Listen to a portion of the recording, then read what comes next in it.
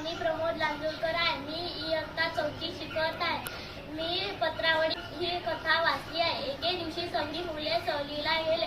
तिथे एक बाग होती. सगळी मुले बागेत खेळायला गेले. उड्या मारल्या, पळाले. त्यांनी खूप छान छान खेळ खेळले. खेळून खेळून सगळी मुलं दमून आली होती. त्यांना खूप भूक लागली होती. ताईने मुलांना जेवायला बोलावले. ताईने एका ओळीने मोठे मोठे डबे पण ठेवले होते.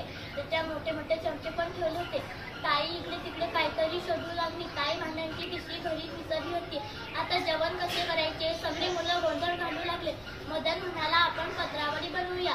जमाल म्हणाला, पत्रावळी कशी बनवायची आहे? मदन म्हणाला, पत्रावळी झाडाची पानं आणून करतात. सगळे मुलं झाडाची पानं आणायला पळाले. जमिनीवर पडलेले सगळ्या मुलांनी स्वच्छ पानं आणले. मदनने वडाचे पानं आणले. सगळ्या मुलांनी पण झाडाचे पानं आणले.